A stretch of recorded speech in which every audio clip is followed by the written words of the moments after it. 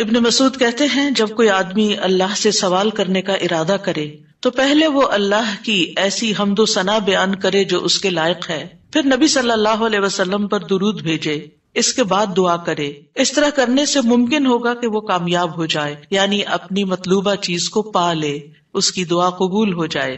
حضرت علی رضی اللہ عنہ کہتے ہیں ہر دعا روک دی جاتی ہے یہاں تک کہ محمد صلی اللہ علیہ وسلم پر درود پڑھا جائے۔ یہ ان کے احساسات ہیں اور وہ سمجھتے ہیں کہ یہ درود ہی دعاؤں کو آگے بڑھانے والا ہے۔ مناوی کہتے ہیں کل دعاء محجوب، یعنی ہر دعا سے قبولیت روک دی جاتی ہے یہاں تک کہ دعا کرنے والا نبی صلی اللہ علیہ وسلم پر درود پڑھتا ہے، یعنی دعا اللہ کی طرف نہیں اٹھتی یہاں تک کہ اس کے ساتھ نبی صلی اللہ علیہ وسلم پر درود کو نہ ملایا جائے، کیونکہ درود دعا کی قبولیت کا وسیلہ ہے۔ ہم نے دعا کی اہمیت اور آداب میں پڑھا تھا کہ کچھ وسیلے ایسے ہیں جو جائز ہیں اور کچھ وسیلے ایسے ہیں جو درست نہیں ہیں۔ تو جائز وسیلوں میں سے ایک وسیلہ کیا ہے کہ ہم درود پڑھیں تاکہ ہماری دعا آگے بڑھے۔ دعا میں درود کی وجہ سے اللہ سبحانہ وتعالی ہماری ساری ضروریات کے لیے کافی ہو جاتا ہے۔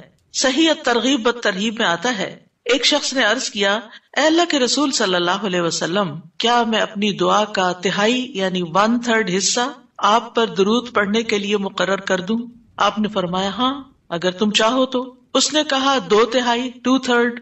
آپ نے فرمایا ہاں اگر تم چاہو۔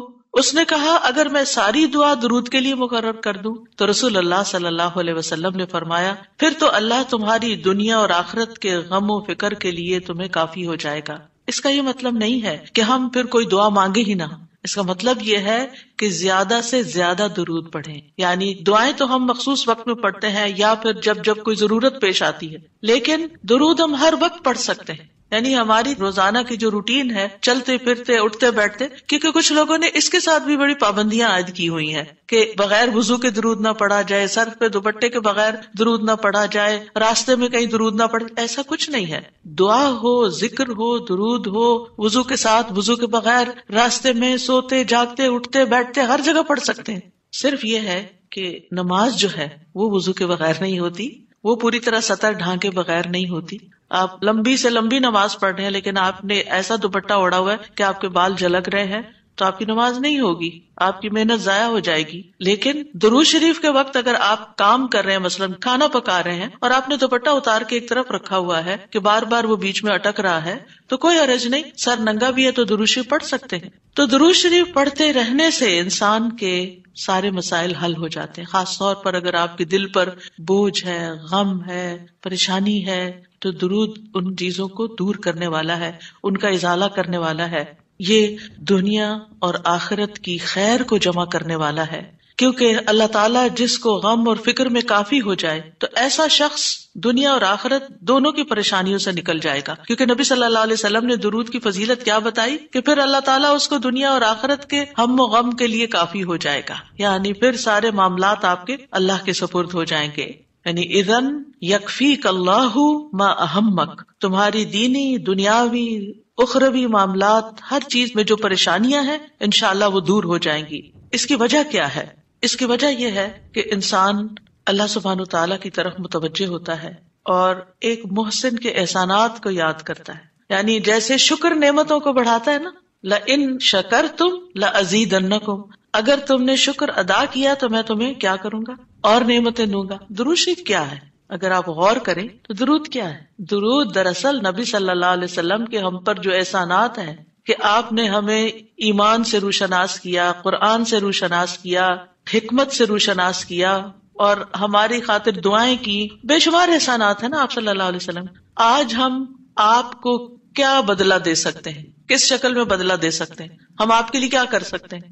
ہمارے والدین ہمارے ساتھ احسان کرتے ہیں تو ہم ان کی خدمت کرتے ہیں، ہم ان کو کچھ پکا کے دے دیتے ہیں، ہم ان کو کچھ کھلا دیتے ہیں، ہم ان کو کچھ گفٹ دے دیتے ہیں، یعنی مختلف طریقے سے ماں باپ کو خوش کرنے کی کوشش کرتے ہیں، چاہے انہیں ضرورت ہو یا نہ ہو۔ ہم سب ایسے ہی کرتے ہیں نا، یعنی ہم یہ تھوڑی دیکھتے ہیں کہ ان کو اس وقت ہمارے لاڈ پیار کی ضرورت ہے یا نہیں ہے، وہ دکھی ہیں، پریشان ہے یا نہیں ہے۔ ہم اپنی محبت کا اظہار کسی نہ کسی شکل میں کرتے رہتے ہیں۔ وہ فوت ہو جاتے ہیں تو پھر کیا کرتے ہیں؟ پھر ان کو وزٹ نہیں کر سکتے، ان کو دیکھ نہیں سکتے، ان کو کچھ دے نہیں سکتے، انہیں کچھ کھلا پلا نہیں سکتے، پھر ہم ان کے لیے بس صرف دعائیں کرتے ہیں یا صدقہ خیرات کر دیتے ہیں. یہی چیزیں ان کو فائدہ دیتی ہیں. نبی صلی اللہ علیہ وسلم کے احسانات ہم پر سب انسانوں سے زیادہ ہیں، ہمارے ماں باپ سے بھی زیادہ ہیں ہم پر. اگر ہم سیرہ پڑھیں اور دیکھیں کہ آپ نے کتنے دکھ اٹھائے، کتنے غم اٹھائے، کتنی پریشانیوں سے گزرے، تو حیران ہو جاتا ہے انسان کہ اتنی بھی سچی خیرخواہی کسی انسان کے اندر ہو سکتی. النبی اولی بالمؤمنین من انفسہم، نبی تو تم سے بھی زیادہ تمہارے لیے مہربان ہے. یعنی ہم اپنی جانوں کے بارے میں اتنے فکر مند نہیں ہوتے، ہم اپنے آپ کو خود جہنم کی آگ سے بچانے کے لیے وہ فکر نہیں کرتے جتنی فکر ہمارے نبی صلی اللہ علیہ وسلم نے ہمارے لیے کی. تو ان کے احسانات کا بدلہ کیسے دیں گے ہم ان کے لیے کیا کریں گے؟ ہم ان کے لیے درود پڑھیں گے. تو یہ درود کا پڑھنا آپ کے احسانات کا بدلہ تو ہم کہاں سے دے سکتے ہیں، لیکن اس کے جواب میں ایک شکریہ ادا کرنے کا انداز ہے. ان کی مہربانیوں کو ایکنالج کرتے ہیں، کیونکہ جو شکر گزار انسان ہوتا ہے وہ دنیا میں بھی مطمئن ہوتا ہے، اس کی ایک فلفلمنٹ ہوتی ہے، اور پھر یہ ہے کہ اس کے آگے کے مرحلے بھی آسان ہوتے. وہ جس کے ساتھ بھی شکر گزاری کا معاملہ کرتا ہے، عام انسانوں کے ساتھ بھی، تو وہ ان کا محبوب بن جاتا ہے. تو جب ہم اللہ تعالیٰ کا شکر ادا کرتے ہیں تو کیا ہم اللہ کے محبوب نہیں ہوں گے؟ جب ہم رسول اللہ صلی اللہ علیہ وسلم کا شکریہ ادا کرتے ہیں، اور شکریہ ادا کرنا صرف زبان سے تھینک یو کہنا نہیں ہوتا، وہ مختلف طریقے سے کسی کو دعا دینا بھی. یعنی اگر ہم کسی کے احسان کا بدلہ صرف دعا کی شکل میں بھی دیتے ہیں تو یہ بھی شکریہ ادا کرنے کی بہت بڑی قسم ہے. اور پلٹ کر واپس تو اپنے اوپر ہی آتا ہے. یعنی جب شکر کسی کا ادا کرتے ہیں، جب کسی کے احسان مند ہوتے ہیں، ایک ہوتا ہے بس صرف تکلفاً رسماً ایک فیشن کے طور پہ، ایک روٹین کے طور پر کسی کو تھینک یو بول دینا، نہیں، دل سے جینوئنلی دوسرے کا شکر گزار ہونا، یہ اس کے دل میں آپ کی محبت بڑھاتا ہے. اس میں آپ کی نیت یہ نہیں ہوتی کہ وہ مجھ سے محبت کرے، نہیں، آپ اس کو اکنالج کر رہے ہوتے ہیں، اس کا احسان مان رہے ہوتے ہیں، اور اللہ تعالیٰ اس کے دل میں آپ کی محبت ڈال دیتا ہے. اور جو ناشکرے انسان ہوتے ہیں، جو ناقدرے ہوتے ہیں، سب سے پہلے تو ہم اللہ ہی کے حق میں ناقدرے، وما قدر اللہ حق قدری، ہم نے اللہ کی قدر ہی نہیں کی جیسا قدر کرنے کا حق ہے. ہم نے نبی صلی اللہ علیہ وسلم کی قدر ہی نہیں کی جیسا کہ قدر کرنے کا حق ہے. تو ہماری یہ تسبیحات اور ہمارا یہ درود شریف اس قدر کی طرف بڑھنے کا ایک چھوٹا سا جسچر ہے کہ ہم واقعی اس بات کو مانتے ہیں کہ ان کے ہم پر احسانات تھے. لہٰذا جب ہم درود پڑھتے ہیں تو اس کا مطلب یہ ہے کہ ہم نے باقی چیزیں چھوڑی اور ہم آپ کا حق ادا کرنے کی طرف متوجہ ہو گئے. تو یہ چیز اللہ تعالیٰ کو کتنی پسند آتی ہوگی کہ یہ اپنے لیے کچھ نہیں مانگ رہا، اپنے لیے نہیں کچھ مانگ رہا، اپنی باتیں نہیں کر رہا، یہ اپنے غموں کو بھول کے، اپنے کاموں کو چھوڑ کے صرف نبی صلی اللہ علیہ وسلم پر درود بھیج رہا، یعنی ان کا احسان مان کر ان کا شکریہ ادا کرتے ہوئے ان کے لیے دعا کر رہا ہے. نبی صلی اللہ علیہ وسلم اللہ تعالیٰ کے محبوب ہیں، سب سے بہترین بندے ہیں، سب سے بہترین نبی ہیں. اللہ تعالیٰ ان سے محبت کرتا ہے. اللہ تعالیٰ فرماتے قل ان کنتم تحبون اللہ فاتبعونی یحببکم اللہ، کہہ دیجیے اگر تم اللہ سے محبت کرتے ہو میری اتباع کرو، اللہ تم سے محبت کرے گا. تو نبی صلی اللہ علیہ وسلم کی اتباع ہو، آپ کی سنتوں پر عمل کرنا ہو، آپ پر درود پڑھنا ہو، یہ سب کس میں اضافہ کرتا ہے؟ اللہ کی محبت بندے کو ملتی ہے. یحببکم اللہ، اللہ تم سے محبت کرے گا. اور اللہ تعالیٰ جس سے محبت کرے پھر اس کی تو بات ہی کیا، سیجعل لهم الرحمن ودا، اس کے مسائل کیسے حل نہیں ہوں گے؟ اس کے مسائل ضرور حل ہوں گے، اس کے غم دور ہوں گے، اس کی پریشانیاں دور ہوں گی. لہٰذا جب ہم اس سٹیٹ میں آ جاتے ہیں تو پھر آپ دیکھیں کہ یہ درجہ اس سے بھی بڑھ جاتا ہے جو ہم اپنے لیے خود کچھ مانگ رہے ہوتے ہیں نا. کیونکہ جب آپ کو کسی سے محبت ہوتی ہے تو آپ اس کے لیے کچھ بھی کرنے کو تیار ہوتے ہیں. یہ تو انسان کا حال ہے، انسان کی محبت ہے نا. تو جس انسان سے اللہ کو محبت ہو پھر اس کے مسئلے کیسے حل نہیں ہوں گے؟ اللہ سبحانہ وتعالیٰ اس کے لیے بہترین چیزیں کیوں نہیں کریں گے؟ تو اس طرح یہ درود جو ہے وہ دعا سے بھی بازی لے جاتا ہے کہ انسان اللہ کی محبت حاصل کر لیتا ہے، اور اس کے نتیجے میں دعائیں قبول ہوتی ہیں اور اللہ تعالیٰ کی طرف سے رحمتیں آتی ہیں، درجے بلند ہوتے ہیں، گناہ معاف ہوتے ہیں. لیکن اس کا یہ مطلب ہرگز نہیں کہ آپ باقی دعائیں نہ مانگیں، کیونکہ خود نبی صلی اللہ علیہ وسلم نے ساری دعائیں مانگی ہیں. یہ جو ہم آپ کو جتنی بھی دعائیں سکھا رہے ہیں یہ مسنون دعائیں ہیں، ان کو دعا سمجھ کے پڑھیں اور اس کو ریپیٹڈلی پڑھیں، کیونکہ دعا میں تکرار بھی ضروری ہے. ہم آداب میں پڑھ چکے ہیں، اصرار ضروری ہے، تکرار ضروری ہے، افتقار ضروری ہے. تو اپنی محتاجی، اپنی عاجزی، اپنی ہمبلنس کو ظاہر کرتے ہوئے اللہ تعالیٰ سے مانگتے رہیں. تو درود جو ہے اس کے بارے میں جو قرآن مجید میں آتا ہے، آیت دوبارہ سنتے ہیں، بے شک اللہ اور اس کے فرشتے نبی پر رحمت بھیجتے ہیں، اے لوگو جو ایمان لائے ہو تم بھی ان پر درود بھیجو اور خوب خوب سلام بھی بھیجتے رہا کرو۔ ان اللہ وملائکتہ یصلون علی النبی، اللہ سبحانہ وتعالی خود اور اس کے فرشتے نبی صلی اللہ علیہ وسلم پر درود بھیجتے ہیں۔ اللہ سبحانہ وتعالی درود بھیجتے ہیں، اس کا کیا مطلب ہے؟ یعنی اللہ سبحانہ وتعالی ملائے اعلیٰ میں، آسمانوں کی بلند مجلس میں اپنے بندے، اپنے نبی محمد صلی اللہ علیہ وسلم کی تعریف کرتے ہیں، ان کے بلند مرتبے اور ان کی بلند شان کی خبر دیتے ہیں۔ اللہ تعالیٰ ان کی خود تعریف کرتے ہیں، ثنا کرتے ہیں، آپ پر رحمتیں اور برکتیں نازل کرتے ہیں۔ اور فرشتے بھی درود بھیجتے ہیں، جیسے فرشتے تسبیح کرتے ہیں نا، اور جیسے کائنات کی باقی چیزیں سب اللہ کی حمد و ثنا کرتے ہیں، تو نبی صلی اللہ علیہ وسلم پر بھی فرشتے درود بھیجتے ہیں۔ اور ان کا درود بھیجنا کیا ہے کہ آپ کے لیے رحمت اور مغفرت اور بلندی درجات کی دعا، یعنی ایک تو فرشتے ایمان والوں کے لیے دعا کرتے ہیں، دوسرا یہ کہ فرشتے نبی صلی اللہ علیہ وسلم کے لیے خاص دعائیں کرتے ہیں۔ تو اگر اللہ تعالیٰ ان پہ درود بھیجتا ہے، ان پہ رحمتیں نازل کرتا ہے، فرشتے درود بھیجتے ہیں، تو پھر اہل ایمان کو کیا کرنا چاہیے؟ پہلے اللہ تعالیٰ اور فرشتوں کی بات کی گئی تاکہ ہمارے اندر بھی شوق پیدا ہو کہ ہم بھی درود بھیجیں۔ یا ایھا الذین آمنوا صلوا علیہ وسلموا تسلیما، اے ایمان والو تم بھی آپ پر خوب خوب درود اور سلام بھیجو، صلاۃ و سلام بھیجو۔ یعنی پہلے آسمان والوں کی خبر دی گئی کہ فرشتے ایسا کر رہے ہیں، پھر زمین والوں کو حکم دیا جا رہا ہے کہ تم بھی ایسا کرو۔ قرطبی کہتے ہیں اس آیت کے ذریعے اللہ نے اپنے رسول کو آپ کی زندگی میں، یعنی رسول اللہ صلی اللہ علیہ وسلم کی زندگی میں اور آپ کی وفات کے بعد آپ کو شرف و مرتبہ بخشا ہے، اور آپ کے مقام اور مرتبے کو بیان کیا ہے کہ آپ کا کیا مقام ہے، تاکہ ہم ایمان والے اس مقام کو سمجھیں۔ تو دوسرے لفظوں میں آپ صلی اللہ علیہ وسلم کے لیے اوپر کے جہان اور نیچے کے جہان میں تعریفیں ہوتی ہیں، یعنی ہم بھی آپ کی تعریف کرتے ہیں اور فرشتے بھی آپ کی تعریف کرتے ہیں، ہم بھی آپ کے لیے دعائیں کرتے ہیں، فرشتے بھی آپ کے لیے دعائیں کرتے ہیں، اور اللہ سبحانہ وتعالی ملائے اعلیٰ میں مقرب فرشتوں کے پاس اپنے نبی کی تعریف کرتے ہیں۔ آپ دیکھیں کہ دنیا میں طرح طرح کی مجالس ہوتی ہیں نا، کچھ مجالس بڑی خاص ہوتی ہیں، خاص لوگ صرف انوائٹیڈ ہوتے ہیں، ہر کوئی نہیں وہاں جا سکتا۔ آسمانوں میں بھی خاص مجالس، اللہ سبحانہ وتعالیٰ کے جو خاص مقرب فرشتے ہیں جنہیں وہ حکم دیا گیا تھا کہ آدم کو سجدہ کرو، جن کے سامنے اللہ تعالیٰ نے یہ بات رکھی تھی کہ میں آدم کو پیدا کرنے جا رہا ہوں۔ یہ گیدرنگ جو ہے اس کو ملائے اعلیٰ کہتے ہیں، ملا کہتے ہیں سرداروں کو، اور اعلیٰ کہتے ہیں بلند سردار۔ تو یہ ایلیٹ کلاس ہے فرشتوں کی کہ جس کے سامنے اللہ سبحانہ وتعالیٰ نے حضرت آدم کی پیدائش کی بات کی تھی اور پھر اس کے بعد سجدے کا حکم دیا گیا تھا، تو مقرب فرشتوں کے درمیان یا ان کے پاس اللہ سبحانہ وتعالیٰ نبی صلی اللہ علیہ وسلم کی تعریف کرتے ہیں۔ ذرا سوچئے، امیجن کیجئے فرشتوں کی مجلس۔ ویسے تو کوئی فرشتہ اللہ کی نافرمانی نہیں کرتا، ہر فرشتہ اطاعت گزار ہے، ہر فرشتہ اللہ کی بات مانتا، یفعلون ما یؤمرون، لپکتے ہیں، دوڑتے ہیں، بھاگتے ہیں، تیز بھاگتے ہیں، ایک دوسرے سے فالسابقات سبقا، ایک دوسرے سے سبقت لے جاتے ہیں اللہ کا حکم ماننے میں۔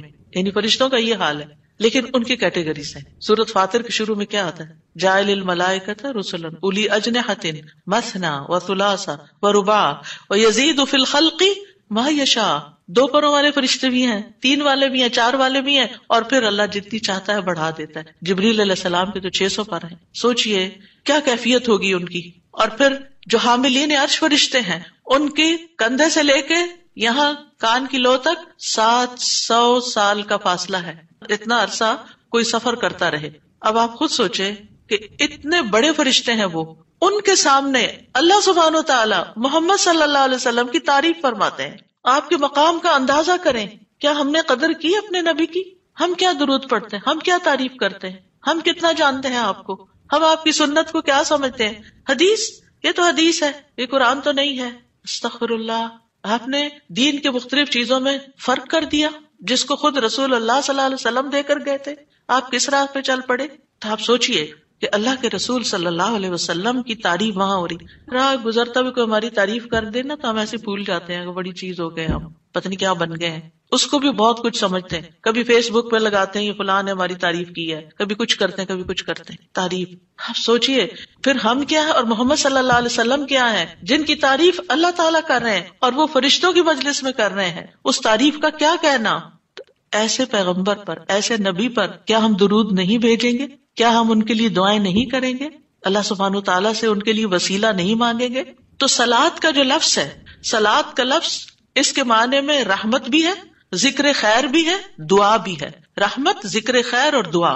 قاموس میں ہے الصلاۃ الدعاء والرحمت والاستغفار وحسن الثناء من اللہ عز وجل علی رسولہ صلی اللہ علیہ وسلم. صلاۃ سے مراد دعا، رحمت، استغفار اور اللہ عز وجل کی طرف سے اس کے رسول کی تعریف ہے.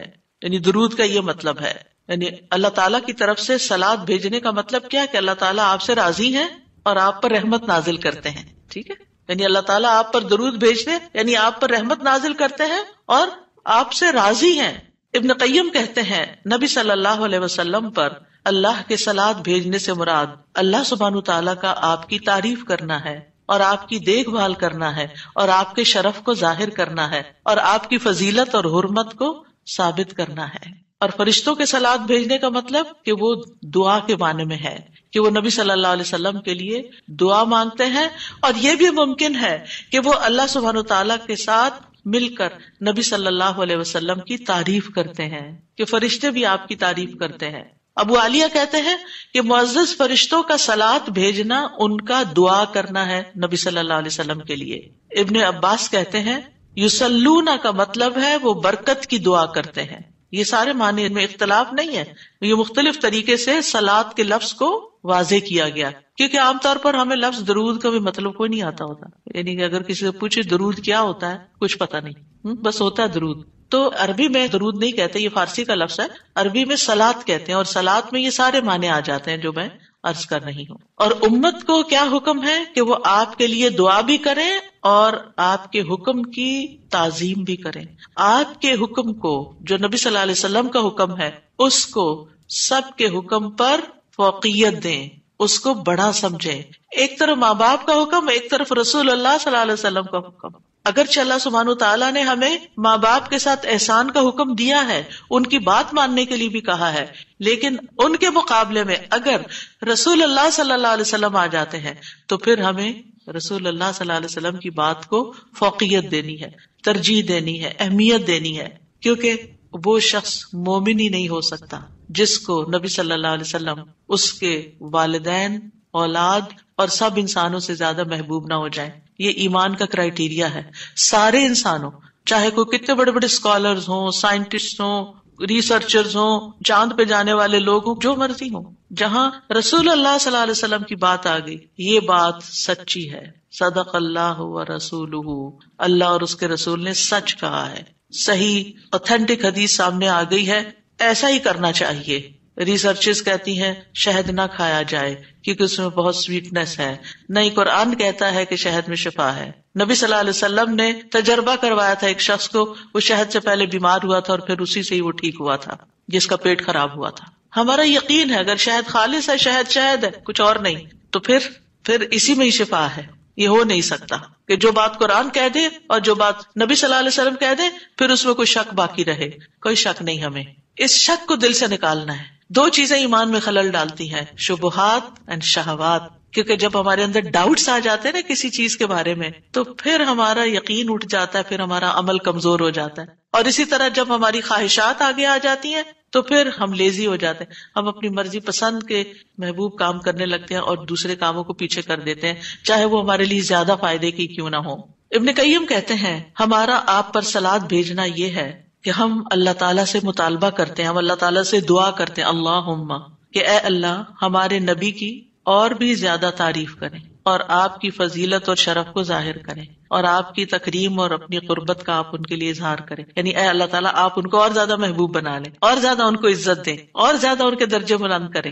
اور یہ سچے دل سے تو دعا اسی کی ہوگی نا جو نبی صلی اللہ علیہ وسلم سے محبت کرتا ہوگا اور آپ کی اہمیت کو جانتا ہوگا. ان لوگوں کا درود کیا درود ہوگا جو نبی صلی اللہ علیہ وسلم کو وہ عزت اور مقام دیتے ہی نہیں جو واقعی ان کا ہے. کیونکہ جب تک کسی سے محبت نہ ہو تو اس کے لیے اس درجے کی دعا بھی نہیں ہو سکتی. چاہے دن میں کوئی 10 دفعہ آپ سے کہنا میرے لیے دعا کرو، آپ کریں گے، لیکن اس پیار سے وہ دعا نہیں نکلے گی جس پیار سے وہ دعا نکلے گی جس سے آپ کے لیے محبت. وہ نہ بھی کہے تو آپ اس کے لیے دعائیں کرتے رہتے ہیں. اور پھر یہاں پر اس آیت میں صرف صلاۃ کی بات نہیں بلکہ کیا فرمایا؟ وَسَلِّمُوا تَسْلِيمًا. سلموا، آپ کو سلام کا تحفہ بھی دیں، صرف صلاۃ نہیں بلکہ سلام بھی کریں. تسلیم کا کیا مطلب ہے؟ کہ آپ پر خیر و برکات نازل ہوں، آپ پر اللہ کی رحمتیں ہوں، سلامتیاں ہوں، اور آپ ہر طرح کی تکالیف اور آفتوں سے محفوظ رہیں، ہر طرح کے نقائص سے پاک رہیں. جب ہم کہتے ہیں نا اللہم صلی علی محمد، درود ویسے تو یوں پورا پڑھ کر اللہم صلی وسلم علی نبینا محمد، تو اس کا مطلب کیا ہے کہ یا اللہ محمد صلی اللہ علیہ وسلم کے لیے آپ کی دعوت میں، یعنی آپ نے جو دعوت دی لوگوں کو اسلام کی طرف، آپ کی امت میں اور آپ کے ذکر خیر میں ہر طرح کی سلامتی لکھ دے، ہر طرح کے نقص سے سلامتی ہو جائے. اور اس طرح امت آپ کے لیے جتنی دعائیں کرتی جا رہی ہے، یعنی جب سے نبی صلی اللہ علیہ وسلم کے بارے میں یہ آیت اتری اور جب سے صحابہ کرام اور پھر تابعین، تبع تابعین اور امت کے باقی لوگ ان ساری صدیوں میں آپ کے لیے یہ دعا کر رہے ہیں، ان ساری دعاؤں کے اس درود کے نتیجے میں آپ کا مقام بلند ہوتا جا رہا ہے، ہوتا جا رہا ہے، ہوتا جا رہا ہے. آپ سوچئے کہ اللہ سبحانہ وتعالیٰ کتنا قدردان ہے. نبی صلی اللہ علیہ وسلم نے اپنی نبوت کی مختصر زندگی میں جو محنت کی سو کی، لیکن اس کا انعام اور صلہ کتنی خوبصورت شکل میں اللہ تعالیٰ دے رہا ہے کہ دنیا میں آپ کا نام بلند کر رہا ہے اور آپ کو بلندی عطا کر رہا ہے اور آپ کے لیے سب سے دعائیں کرنے کو کہہ رہا ہے. یعنی درود کیا ہے؟ نبی صلی اللہ علیہ وسلم کے لیے دعا، اور وہ دعائیں اللہ تعالیٰ قبول بھی کرتے جا رہے اور اس کے نتیجے میں نبی صلی اللہ علیہ وسلم کے درجات بلند ہوتے چلے جا رہے ہیں. تو سوچئے جو سنت کی پیروی کرے گا، جو آپ کے مشن کو آگے لے کے بڑھے گا، جو اخلاص کے ساتھ اس رستے کو اپنائے گا، جو یہی کام کرے گا جو محمد صلی اللہ علیہ وسلم نے کیے، جو آپ کا پیروکار ہوگا، جو آپ کی سنت کا متبع ہوگا، جو آپ کے اس مشن یعنی دین کی تبلیغ کے کام کو آگے لے کر بڑھے گا، کیا اللہ تعالیٰ اس کو ایسے ہی چھوڑ دیں گے؟ کیا اللہ سبحانہ تعالیٰ اس کی قدر نہیں کریں گے؟ ہم سب انسان کسی نہ کسی طرح دنیا میں بلندی چاہتے ہیں، کوئی ڈگری کے ذریعے، کوئی مال کے ذریعے، کوئی کسی ذریعے دوسروں سے آگے نکلنا چاہتا ہے، بلند مرتبہ ہونا چاہتا ہے، لیکن اس راستے کو چھوڑ دیتے ہیں کیونکہ اس راستے کو بظاہر یوں لگتا ہے کہ اس سے کیا ملے گا ہمیں، اس سے کون سی بلندی مل جائے گی، اور اس طرح ہم نبی صلی اللہ علیہ وسلم کے طریقہ کار کو چھوڑ کر اور طریقوں کو اختیار کرنے لگتے ہیں. ہم سمجھتے ہیں شاید اس میں زیادہ خیر ہے یا اس سے ہمیں زیادہ بھلائی یا کوئی بڑائی مل جائے گی. نہیں، اصل بات یہ ہے کہ ہمیں جو عزت یہ دین دے سکتا ہے، جو مرتبوں کی بلندی، جو اللہ کی رحمتیں، جو خیر اور لازوال نعمتیں جنہیں کبھی ختم نہیں ہونا، جو اس راستے سے مل سکتی ہیں، وہ دنیا میں کوئی اور راستہ ہے ہی نہیں ان سب نعمتوں کو پانے کا. پھر بھی ہم اپنے دین کو حقیر سمجھتے ہیں اور دین کی خدمت کو فارغ وقت کا کام سمجھتے ہیں اور پورے خوشی اور محبت اور خلوص کے ساتھ یہ کام نہیں کرنا چاہتے. ہمیں ضرورت رہتی ہے کہ کوئی اور آئے، دھکا سٹارٹ کرے اور پھر ہم آگے بڑھیں، کوئی ہمیں موٹیویٹ کرے تو پھر ہم کچھ کریں. ہم خود سے کچھ کرنے والے نہیں، ہم کس بات کے انتظار میں ہیں؟ اصل مشکل یہ کہ ہمارے یقین میں کمی ہے، تو اس یقین کو بڑھانے کی ضرورت ہے. تو اللہ سبحانہ وتعالیٰ اپنے فرشتوں کے بعد ایمان والوں کو حکم دیتا ہے کہ اے مومنو، تم تو زیادہ حقدار ہو کہ نبی پر درود و سلام بھیجو، کیونکہ تمہیں ان کی رسالت سے جو برکتیں حاصل ہوئی ہیں، جو فیض حاصل ہوا ہے، وہ فرشتوں کو تو نہیں ہوا نا. فرشتے تو پہلے سے اللہ کی عبادت کرے. ہمیں عبادت کے طریقے کس نے سکھائے؟ محمد صلی اللہ علیہ وسلم نے سکھائے. آپ کی بدولت ہمیں یہ ساری نعمتیں ملی، تو ہمیں تو زیادہ پھر درود بھیجنا چاہیے. تو صلوا علیہ وسلموا تسلیما. تو آپ کا حق اور آپ کی عزت اور آپ کی قدردانی صرف یہ نہیں کہ ہم آپ کی شان میں کوئی گستاخی نہ کریں یا کوئی گستاخی کرے تو اس کے پیچھے پڑ جائیں. آپ کا مقام اس سے زیادہ کا متقاضی کہ آپ پر درود و سلام بھیجا جائے. اور یہ قرآن سے بھی ثابت، اور یہ سنت سے بھی ثابت، اور یہ فرشتوں کا طریقہ بھی ثابت. اسی لیے آپ دیکھیں کہ نماز کے اندر درود پڑھنا واجب ہے، واجب ہے. اگر آپ نے اتحیات پڑھ کے سلام پھیر دیا، درود نہیں پڑھا، تو آپ کی نماز ناقص ہے. لیکن اگر آپ کو وضو ٹوٹ رہا ہے مثال کے طور پر، اور آپ سوچتے ہیں کہ اب اگر میں اس موقع پر میری نماز جاتی ہے تو میں کیا کروں گا، تو اگر آپ صرف اتنا بھی پڑھ دیتے ہیں نا، اللہم صلی وسلم علی نبینا محمد، اور سلام پھیر دیتے ہیں، نماز ہو جاتی ہے. تو یہ یعنی عام حالات میں بھی ہم درود پڑھ سکتے ہیں اور نماز میں تو پڑھنا ہی پڑھنا ہے. اور پھر اذان کے بعد اور مختلف مواقع پر انشاءاللہ دیکھتے ہیں. شیخ سعدی کہتے ہیں آپ صلی اللہ علیہ وسلم پر درود بھیجنا اللہ سبحانہ تعالیٰ اور اس کے فرشتوں کی اقتدا ہے. اور جو حقوق ہم پہ عائد ہوتے ہیں اس کا بدلہ دینا بھی مقصود ہے. آپ کی محبت اور آپ کی تکریم کی علامت ہے. جو آپ سے جتنی محبت کرے گا اتنا ہی درود بھیجے گا. پھر یہ اجر و ثواب کے حصول کا ذریعہ بھی ہے. سبحان اللہ. یعنی جب کوئی انسان شکر گزار ہوتا ہے، قدردان ہوتا ہے، تو اللہ تعالیٰ اس کی کیسی قدردانی کرتے ہیں. درود ہم آپ پر پڑھتے ہیں، ثواب ہمیں مل رہا ہوتا ہے. کوئی احسان نہیں ہے کسی پر، آپ کو بھی ساتھ ہی فائدہ ہو گیا. اور پھر یہ ایمان کی علامت ہے، کیونکہ جو آپ سے محبت نہیں کرتا اس کا ایمان مکمل نہیں. اور پھر آپ کی توقیر جس کا حکم اللہ تعالیٰ نے دیا اس کی علامت بھی ہے. لِتُؤْمِنُوا بِاللَّهِ وَرَسُولِهِ وَتُعَزِّرُوهُ وَتُوَقِّرُوهُ وَتُسَبِّحُوهُ بُكْرَةً وَأَصِيلًا، تاکہ تم اللہ اور اس کے رسول پر ایمان لاؤ اور اس کی مدد کرو اور اس کی تعظیم کرو اور دن کے شروع اور آخر میں تسبیح کرو. نبی صلی اللہ علیہ وسلم کے امت پر جو احسانات ہیں ان کا تھوڑا سا ذکر کرنا اس لیے ضروری ہے تاکہ یاد تازہ ہو جائے کہ آپ کے ذریعے میں کیا کیا فیض ملا. سب سے بڑی بات یہ کہ وہ ہمارے بارے میں بڑے رحیم و شفیق تھے. لَقَدْ جَاءَكُمْ رَسُولٌ مِّنْ أَنفُسِكُمْ عَزِيزٌ عَلَيْهِ مَا عَنِتُّمْ حَرِيصٌ عَلَيْكُمْ بِالْمُؤْمِنِينَ رَءُوفٌ رَحِيمٌ.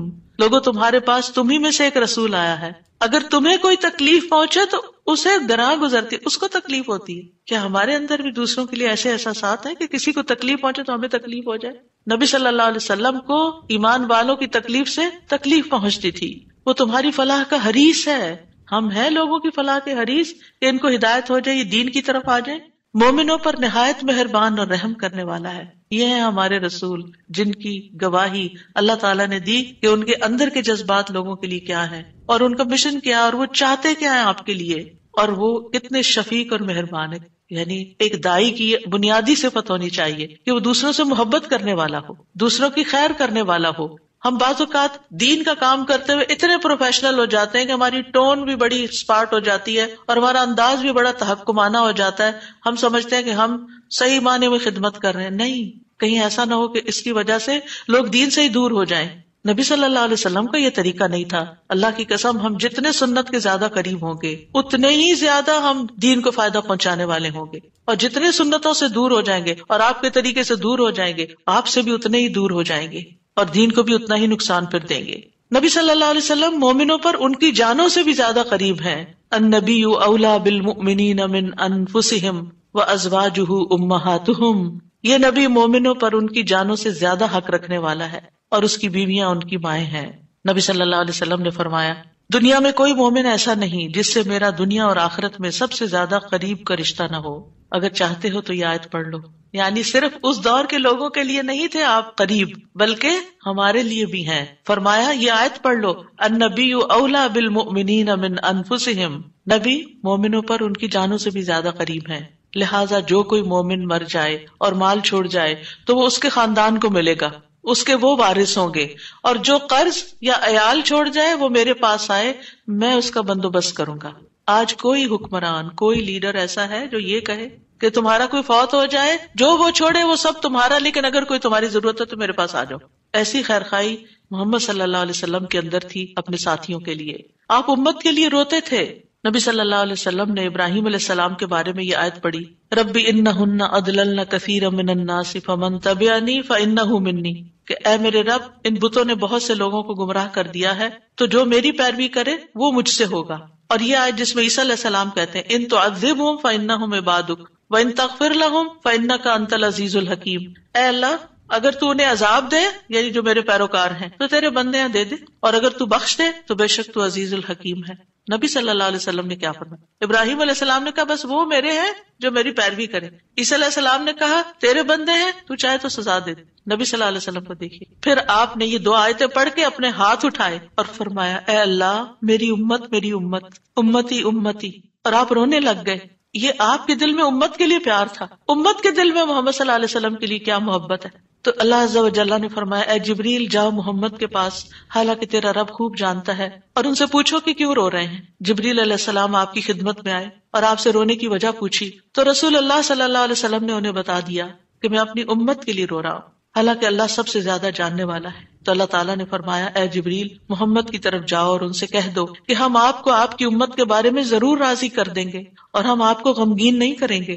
اتنے حریص تھے وہ ہماری نجات کے اور ہماری فلاح کے. تو کیا وہ والدین سے بھی زیادہ پھر مہربان نہیں ہم پر؟ ہمارے ماں باپ ہماری دنیا کا غم کرتے ہیں، ہماری دنیا کی فکریں کرتے ہیں، ان کو کھانا کہاں سے ملے گا، ان کے فلاں چیز کا کیا ہوگا، فلاں چیز کا کیا ہوگا. نبی صلی اللہ علیہ وسلم ہماری دنیا کے تو پیچھے ہو گیا نا کہ جس کا عیال ہو، قرض دار ہو، میرے پاس آ جائے، لیکن ہماری آخرت کی فکر کرتے ہیں کہ میری امت کی بخشش ہوگی کہ نہیں ہوگی. ایک دفعہ کوئی لا الہ الا اللہ محمد الرسول اللہ کہہ کر اس دین میں داخل ہو جاتا ہے تو پھر محمد صلی اللہ علیہ وسلم اس کے لیے مہربان ہو جاتے ہیں، اس کے لیے غمگین ہو جاتے ہیں کہ اس کی بخشش ہو جائے.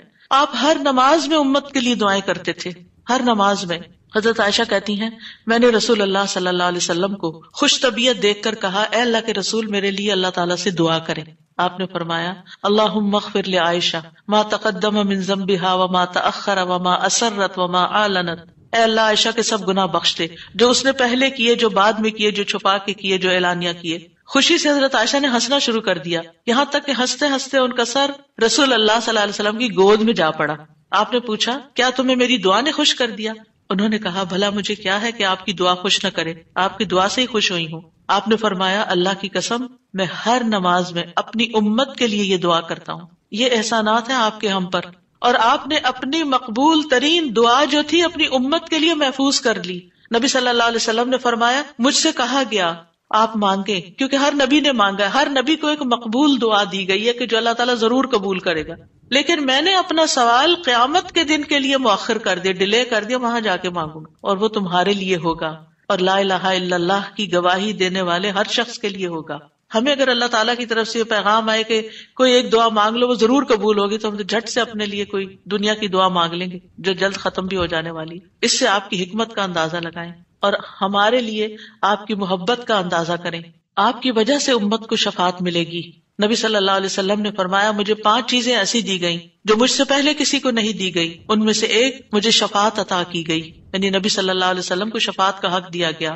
نبی صلی اللہ علیہ وسلم امت کی شفاعت کی خاطر تمام رات فکر مند رہے.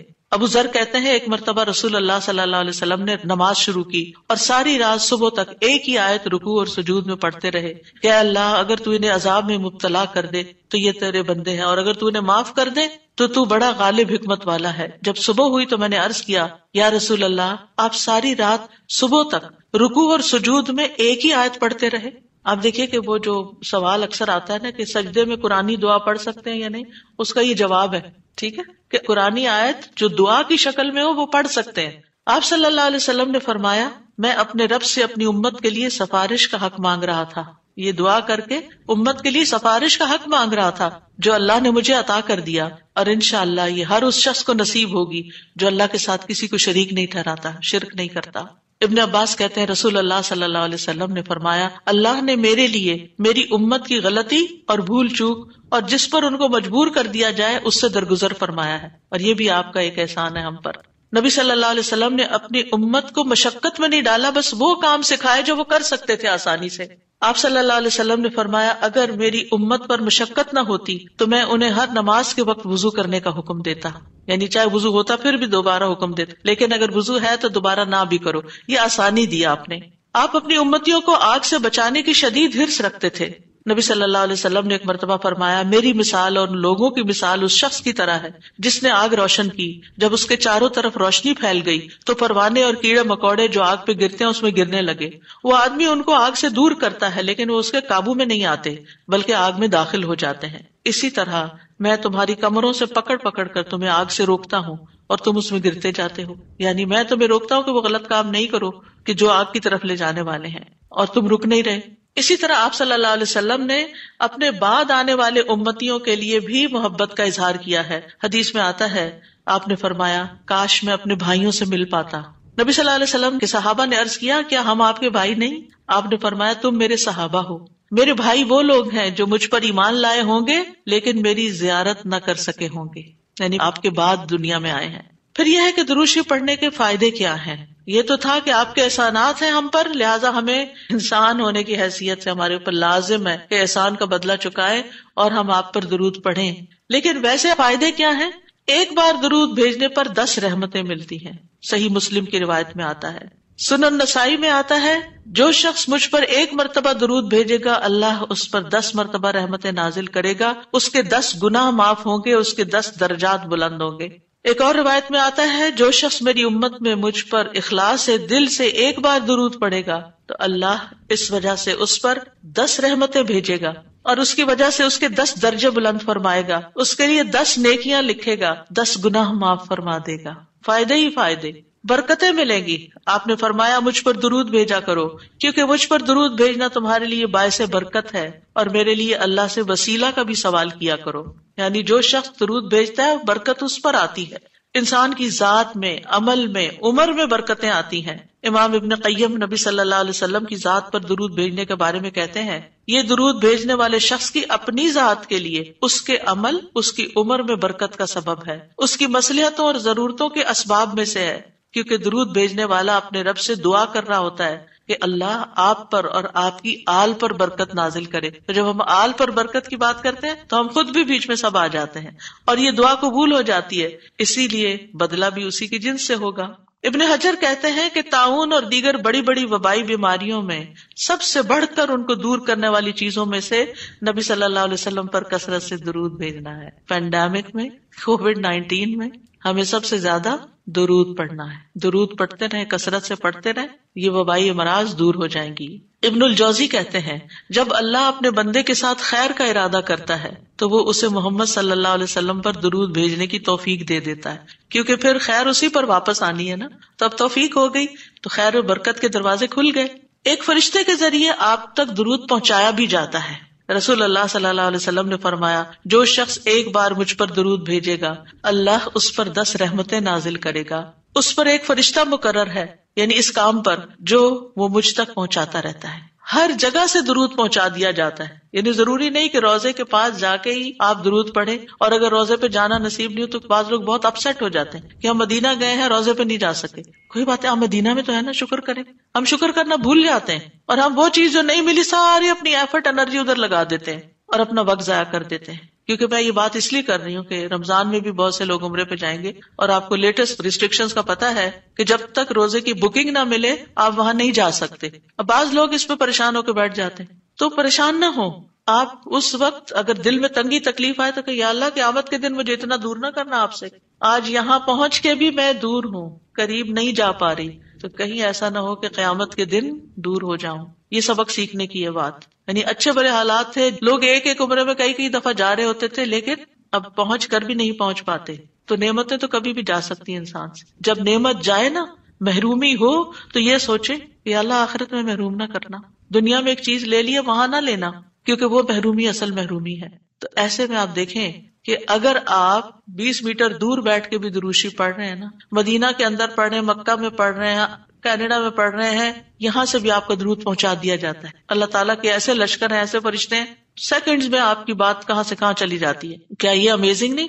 اللہ تعالیٰ عرش پر ہوتے ہوئے جس کی بلندیوں کا ہم اندازہ بھی نہیں کر سکتے، یہاں ہماری باتیں سن رہے ہیں. اللہ تعالیٰ کے لیے کوئی چیز مشکل نہیں، وہ السمیع البصیر ہے. رسول اللہ صلی اللہ علیہ وسلم نے فرمایا تم کہیں بھی ہو مجھ پر درود بھیجو کیونکہ تمہارا درود مجھ تک پہنچ جاتا ہے. پھر یہ کہ نبی صلی اللہ علیہ وسلم کی سفارش کے مستحق ہو جاتے ہیں وہ جو آپ پر درود بھیجتے ہیں. آپ نے فرمایا جو میرے اوپر درود بھیجتا ہے یا میرے لیے وسیلہ مانگتا ہے قیامت کے دن اس کے لیے میری شفاعت ثابت ہو جائے گی. یہ وسیلہ وہ خاص مقام ہے ایک جنت میں جو صرف ایک شخص کو ملے گا، اور وہ آپ صلی اللہ علیہ وسلم کے لیے ہم مانگتے ہیں کہ وہ سب سے اعلیٰ ترین مقام ہمارے نبی محمد صلی اللہ علیہ وسلم کو ملے. درود نہ پڑھنے والا بخیل ہے. آپ نے فرمایا جس کے سامنے میرا ذکر ہو اور وہ مجھ پر درود نہ بھیجے وہ بخیل ہے. درود نہ پڑھنے والے کے لیے دوری اور رسوائی ہے. مالک بن حویرث کہتے ہیں رسول اللہ صلی اللہ علیہ وسلم ممبر پر چڑھے، جب پہلی سیڑھی پر چڑھے تو فرمایا آمین، پھر دوسری پر چڑھے تو فرمایا آمین، پھر تیسری پر چڑھے تو فرمایا آمین، پھر فرمایا میرے پاس جبریل آئے اور فرمایا اے محمد جس نے رمضان کا مہینہ پایا پھر اس کی بخشش نہ ہو سکی تو اللہ اس کو اپنی رحمت سے دور کر دے. میں نے کہا آمین. جبریل نے بد دعا کی. پھر فرمایا جس نے اپنے دونوں والدین میں سے ایک کو یا دونوں کو پایا اور آگ میں داخل ہو گیا، یعنی ان کی خدمت نہیں کی، ان کو راضی نہیں کیا، اللہ اس کو اپنی رحمت سے دور کرے. میں نے کہا آمین. دعا جبریل مانگ رہے ہیں اور آمین محمد صلی اللہ علیہ وسلم کہہ رہے ہیں. فرمایا جس کے سامنے آپ کا ذکر آیا اور اس نے آپ پر درود نہیں پڑھا اللہ اس کو اپنی رحمت سے دور کر دے. کہیے آمین. میں نے کہا آمین. ایک اور روایت میں آتا ہے وہ شخص رسوا ہوا جس کے سامنے آپ کا ذکر آیا اور اس نے آپ پر درود نہیں پڑھا میں نے کہا آمین، تو دل ہی دل میں صلی اللہ علیہ وسلم پڑھ لینا چاہیے. اور اگر ایک مجلس میں کئی دفعہ آپ کا ذکر آ رہا ہے تو پورا لمبا درود شریف نہیں، یعنی مختصر بھی پڑھ سکتے ہیں. انس بن مالک کہتے ہیں نبی صلی اللہ علیہ وسلم نے فرمایا جس کے پاس میرا ذکر کیا جائے وہ ضرور مجھ پر درود بھیجے اور فوراً پڑھنا چاہیے. صالح کہتے ہیں اگر تاخیر کرے گا تو مذمت ہوگی، یعنی پسندیدہ نہیں. اسی طرح آپ کا نام لکھتے وقت یعنی محمد لکھتے وقت ساتھ صلی اللہ علیہ وسلم لکھنا چاہیے، یہ آپ کی تعظیم کے تقاضوں میں سے ہے. سفیان ثوری کہتے ہیں اگر حدیث کے پڑھنے والے کو کوئی اور فائدہ نہ بھی ہو تو اس کو یہ فائدہ ضرور حاصل ہوتا ہے کہ وہ رسول اللہ صلی اللہ علیہ وسلم پر درود بھیجتا ہے. جب تک وہ حدیث کی کتاب پڑھتا رہتا ہے اس پر اللہ کی رحمت نازل ہوتی رہتی. اگر آپ بخاری کی کلاس میں بیٹھے ہوئے ہیں اور بار بار درود آ رہا ہے، اگر آپ کو حدیثیں نہیں بھی سمجھ آ رہی